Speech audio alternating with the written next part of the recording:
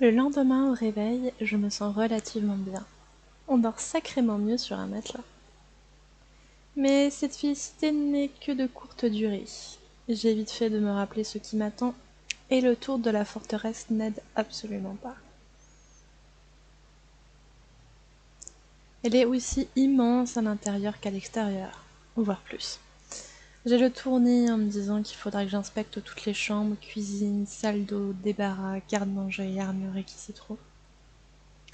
Et elle aurait le temps de vider et de redécorer leur salle de torture avant que je n'ai pu explorer ne serait-ce qu'un tiers de cet endroit. Est-ce que je peux vraiment faire quoi que ce soit d'utile? Je parviens tant bien que mal à me ressaisir. Il faut bien commencer par quelque chose. Ce quelque chose s'avère être l'atelier des mages. Je préfère en finir au plus vite avec ça. Je suis fraye à travers les couloirs vers une tour située à l'est. Il n'a pas été très bavard pendant la visite, se contentant de décrire brièvement les pièces qu'il me montrait. Il est tout à fait poli mais un peu détaché. Et il m'observe beaucoup, ce qui n'est pas pour me mettre à l'aise. Il semble essayer de me jauger tout autant que moi je le jauge. C'est normal, je suppose. Et ça me rend extrêmement nerveuse. Nous arrivons enfin. Frey ouvre la porte sans un mot et s'efface pour me laisser passer. Je reste un instant figée sur le seuil. La pièce est grande, bien éclairée et agitée. Il y a bien une quinzaine de mages qui s'activent là-dedans. Certains sont à des tables ou à des bureaux en train de mélanger d'étranges substances. Il y en a une particulièrement suspecte qui semble sur le point d'exploser si l'on en croit le bouillonnement furieux et les étincelles qui volent de partout. Ou de préparer diverses sortes de plantes ou d'examiner ce qui semble être des cailloux. D'autres vont et viennent, les bras chargés de caisses, de parchemins, de fioles et d'autres instruments dont je n'ai pas la moindre idée du nom. Fantastique. Une personne située à une table près de la porte nous voit entrer et se dirige immédiatement vers nous en adressant un sourire joyeux à Frey et un regard curieux envers moi. Bonjour, Cadis. Bonjour, patron. Reed, voici Cadis. Elle est notre chercheuse en chef à l'atelier. Cadis, je vous présente Reed, qui est chargée d'enquêter sur nous tous. Oui, vous aviez parlé, je suis Cadis, enchantée. Elle me serre la main et m'adresse un sourire radieux comme si de rien n'était. Elle n'a pas l'air le moins du monde perturbée par le fait d'être une suspecte. Soit elle n'a rien à se reprocher, soit elle pense que je ne peux rien trouver, soit c'est une excellente actrice. Je me demande si elle recherche la télépathie dans leur atelier parce que ça me serait très utile là tout de suite. Enchantée. Pourriez-vous m'expliquer ce que vous faites ici? Ensuite j'irai voir vos collègues et j'examinerai la pièce. Ah oui, bien sûr! Nous fabriquons principalement des sorts et potions veillant à faciliter le quotidien. Des soins mineurs ou majeurs, des sorts de chaleur, pour éloigner les nuisibles, pour protéger les cultures, consolider les édifices, soulager les maladies chroniques. On fait de tout! Nous ne sommes pas très nombreux pour le moment, mais les gens commencent à savoir que nous sommes là et que nous recherchons des mages. Gianni et Sève à la table là-bas. Elle me montre deux mages en train de surveiller ce que je suppose être un alambic en prenant des notes, sont arrivés il y a 2 mois seulement. Et vous, depuis combien de temps êtes-vous là? Oh, moi je suis là depuis le début. J'étais avec la première vague de personnes venues se réinstaller ici. Ça va faire quelque chose quoi, comme 2 ans? C'est moi qui ai suggéré à Frey d'avoir un atelier de magie après avoir remarqué qu'il y avait plusieurs mages dans le tas.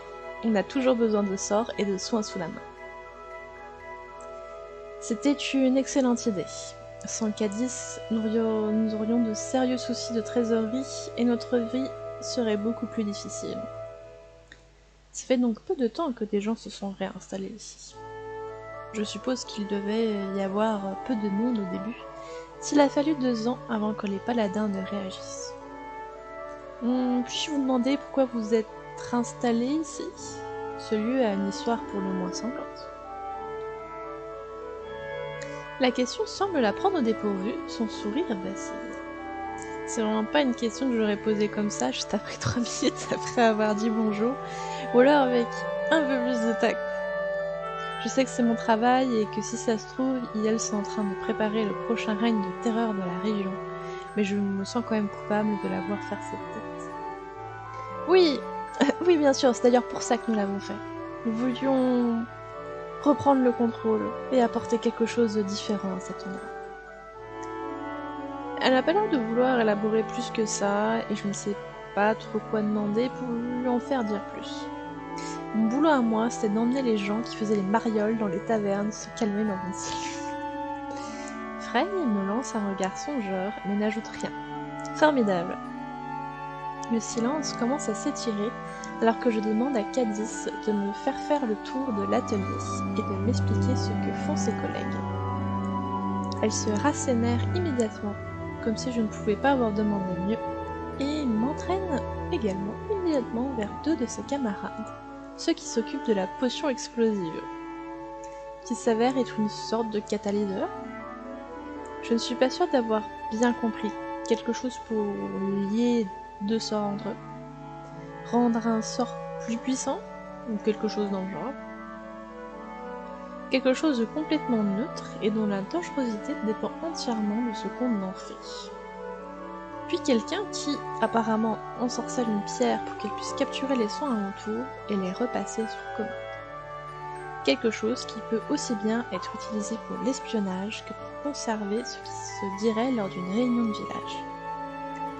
De multiplier sorts, potions et engons de soins, que ce soit pour arrêter les saignements, faciliter la respiration, atténuer la douleur.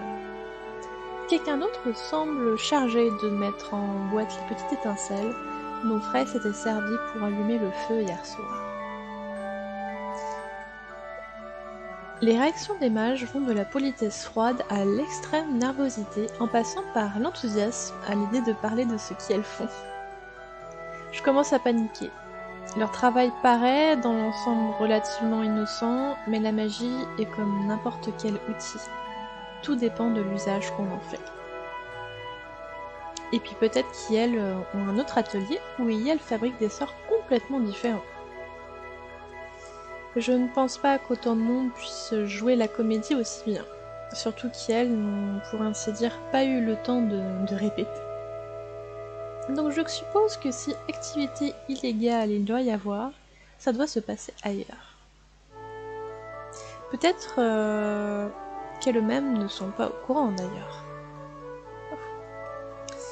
Quoi qu'il y ait aussi la possibilité que je n'ai rien compris ce qu'elles faisaient. Je ne peux tirer aucune conclusion certaine. Rien. Que dalle. Cet atelier me semble innocent, mais si je me trompais... Ah, merde.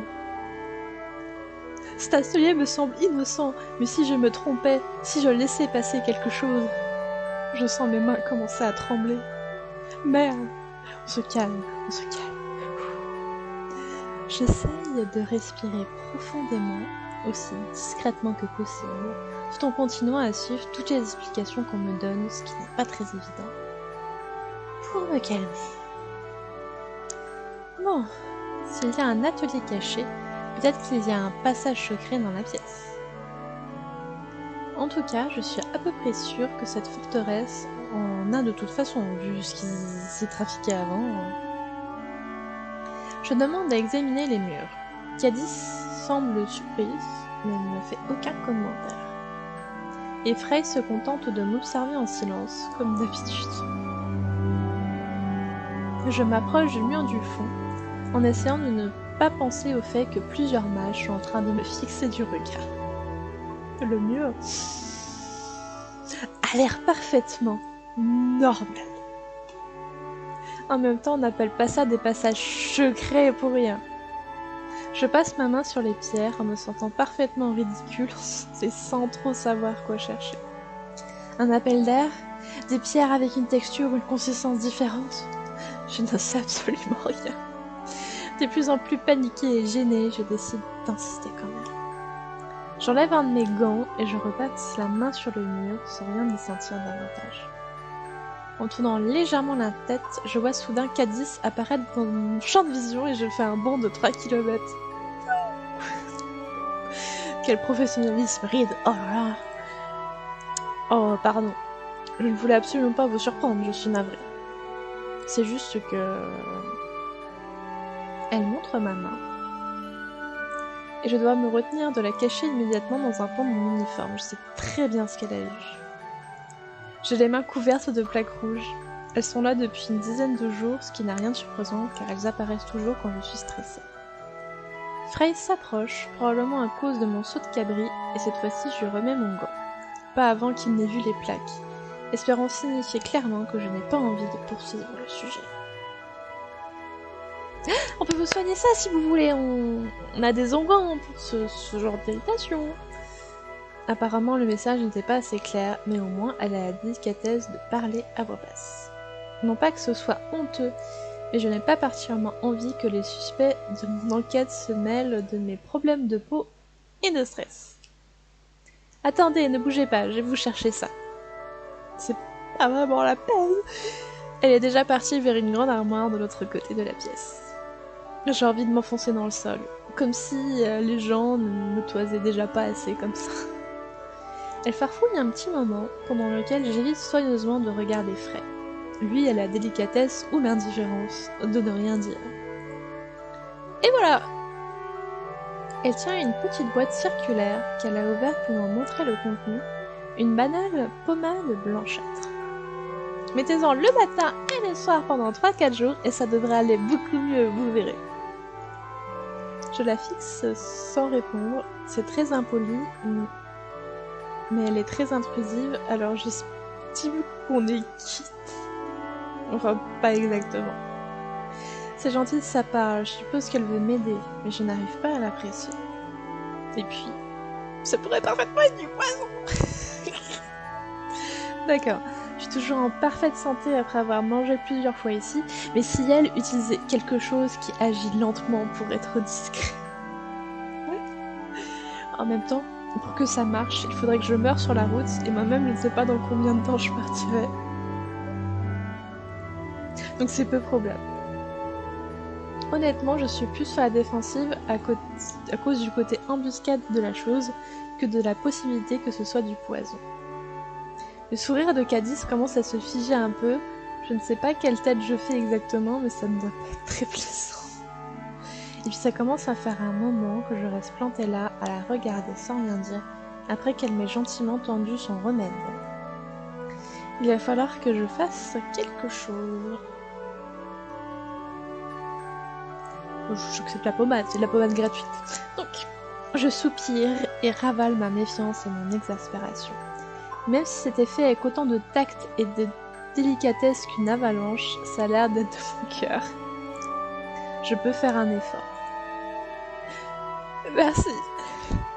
Je lui prends la petite boîte des mains, pas trop brusquement j'espère, la rebouche et la mets dans ma poche.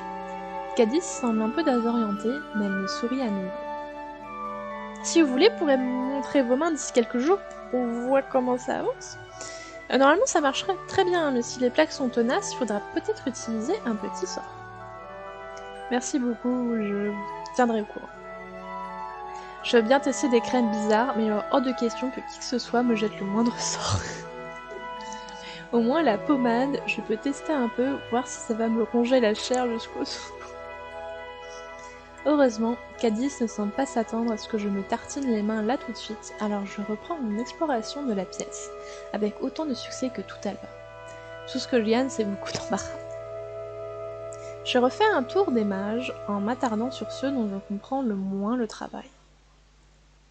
Le pire, c'est que si je n'avais pas autant l'impression ni la peur plus ou moins irrationnelle que je pourrais me faire poignarder dans les jours à venir, je pourrais trouver ça intéressant. La magie m'a toujours paru quelque chose de complètement inaccessible, mais il semble qu'elle ait une forme de logique, de cohérence que même un ou une néophyte comme moi peut comprendre. Bizarrement, après le petit incident de la pommade, je me sens légèrement plus calme. Passé la surprise et la gêne, je suis quand même un peu touchée. Rien ne l'obligeait à me proposer son aide, surtout vu ce que je suis venue faire ici, mais elle l'a quand même fait. Faudra que je pense à mieux la remercier. J'y passe encore 1 heure avant de laisser tomber. Je n'ai pas l'impression qu'elle fasse quoi que ce soit de dangereux ou d'illégal. Vu les enjeux, ce n'est absolument pas assez, et je préférerais avoir des certitudes plutôt que des impressions. Mais c'est mieux que rien. Je suis complètement épuisée. Ça ne fait qu'une demi-journée de travail, mais avec le stress et la concentration extrême, sans compter que j'ai toujours 15 jours de voyage dans les pattes. Je suis à ramasser à la petite cuillère. Peut-être que j'aurais faire une petite sieste avant de reprendre cet après-midi. Pendant que je rumine tout ça, je vois Frey s'approcher et s'éclaircir la gorge. Apparemment, il a compris qu'il valait mieux éviter de me surprendre. Il me propose de manger dans la grande salle avec les autres ce midi, et je hoche la tête. Je mets déjà assez le bazar comme ça, lui ne sera pas là, mais c'est pas grave, je crois que cette fois, j'arriverai à trouver la cuisine. Il fait mine de partir, puis s'interrompt. Est-ce que ça va? La question me prend totalement au dépourvu. Je sens le début d'un fou rire monter, je fais tout ce que je peux pour le tuer dans l'œuf.